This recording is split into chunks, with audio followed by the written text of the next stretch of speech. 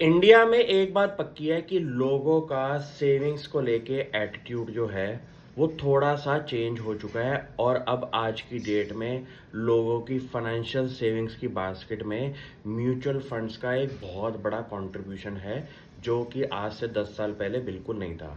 ये ऐसा माहौल जो चेंज हुआ है, यहाँ पे हमारे यंग पॉपुलेशन का कंट्रीब्यूशन है अपने पेरेंट्स को दबदबा में लेके आने का। क्यों?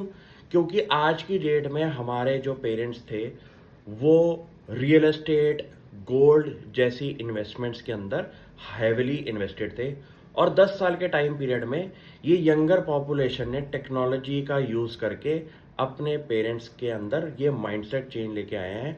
और ये ऐसा कंट्रीब्यूशन म्यूचुअल फंड इंडस्ट्री के लिए बहुत बड़ा पॉजिटिव इम्पैक्ट लेके आया है।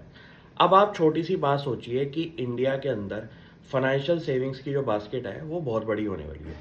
यहाँ पे फाइनेंशियल सेविंग्स के अंदर सबसे बड़ा कंट्रीब्यूशन हमारा फाइनेंशियल सर्विसेज के अंदर आएगा, जहाँ पे आप इंडिया की लीडिंग म्यूचुअल फंड वाली कंपनीज के अंदर एक पढ़ाई पे लगाएं कंपनियां, और आपको आइडिया लग जाएगा कि इनका धंधा तो अभी भी बहुत छोटा है, ये तो बहुत बड़ा धंधा बन सकता है अगले 10 साल के टाइम पीरियड में। क्योंकि हर गली, हर मोहल्ले के अंदर आज की डेट में एक ही चीज़ है, सिप शुरू करो। सिप शुरू करी है, तूने शुरू करी है। जिस जिसने सिप नहीं शुरू करी वो आज की डेट में पेयर प्रेशर में आके सिप शुरू कर रहा है अपनी म्यूचुअल फंड्स की इंडस्ट्री के अंदर अपनी एंट्री लेने के लिए। ये एक ऐसा माहौल है जहां पे ना स्ट्रक्चरल चेंज आ रहा है इंडियन इकोनॉमी के अंदर, जहां पे डोमेस्टिक फ्लोज का इतना बड़ा बोलबाला है कि हमें आज की डेट में फाइनेंशियल सेक्टर के अंदर फॉरेन एफआईआई जब जब सेल कर रहा है इंडिया की मार्केट के अंदर, ऐसा डाउनफॉल नहीं आ रहा जो कि पहले आता था। क्यों?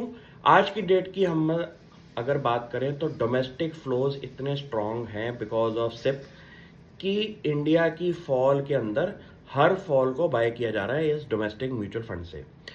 इस पूरी थीम पे अगर आपको बेट लेना है तो आपके दिमाग में एक कंपनी होनी चाहिए, HDFC म्यूचुअल फंड AMC। आप ये सोचिए, ये कंपनी एक ऐसा काम कर रही है कि पहली बात तो इनके पेरेंट की बात करें, HDFC ग्रुप से ये कंपनी आई है।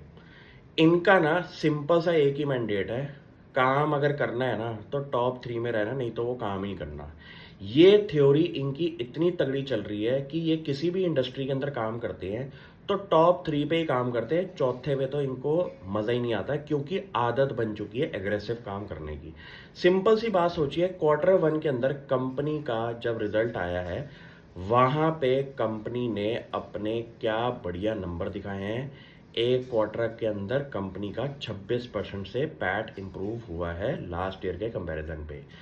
ये नंबर से ज़्यादा मेरा एक और की परफॉर्मेंस इंडिकेटर होता है जिसको KPI कहते हैं, वहाँ पे सबसे ज़्यादा नज़र थी, वो था equity oriented asset under management के अंदर कंपनी का आज की डेट में मार्केट शेयर है 12.9%, जो कि लास्ट ईयर था 12.1%। इतने बड़े कंपटीशन में जहाँ पे हर टाइम कोई ना कोई म्यूचुअल फंड अपना नया फंड लेके आ रहा है, वहाँ पे HDFC ने अपनी लीडरशिप पोजीशन को और स्ट्रॉन्ग करके प्रूव किया है।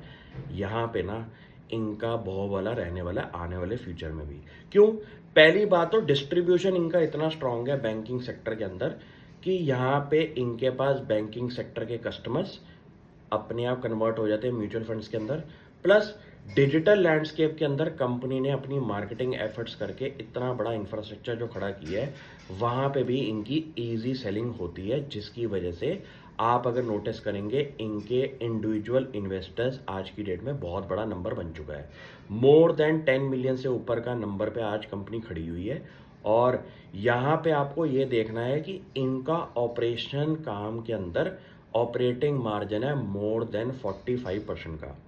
ये एक ऐसा बिजनेस है पूरे वर्ल्ड के अंदर फाइनेंशियल सर्विसेज के अंदर, जहाँ पे आपका जितना बड़ा बिजनेस बड़ा होगा उतना बड़ा कॉस्ट ऑफ ऑपरेशंस आपका कम होना शुरू हो जाता है, क्योंकि यहाँ पे आपको एक्स्ट्रा मैन पावर नहीं चाहिए अपना काम बढ़ाने के लिए।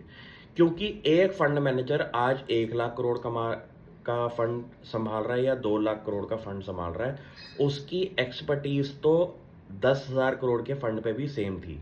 ये चीज़ों पे फोकस करिए, आपको गेम समझ में आ जाएगी म्यूचुअल फंड इंडस्ट्री की कैसे चलती है।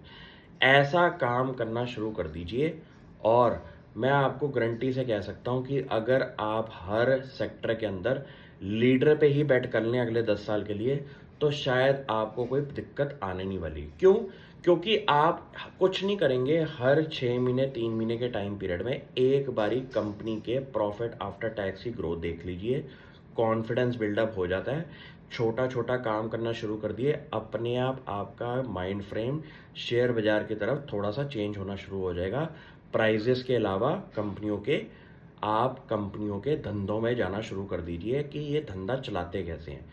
जिस दिन आपको ये समझ में आ गया कि एचडीएफसी म्यूचुअल फंड एएमसी का धंधा क्या है, कैसे वो काम करते हैं, क्या मार्केट शेयर है, क्या इम्प्रूवमेंट इन मार्केट शेयर है, तब आपको समझ में आएगा कि एचडीएफसी का ब्रेन चाइल्ड कैसे काम करता है किसी धंधे में काम अगर वो एंट्री लेते हैं। इतना करिए और मुझे बताइए अगर कोई क्वेरी हो। Thank you.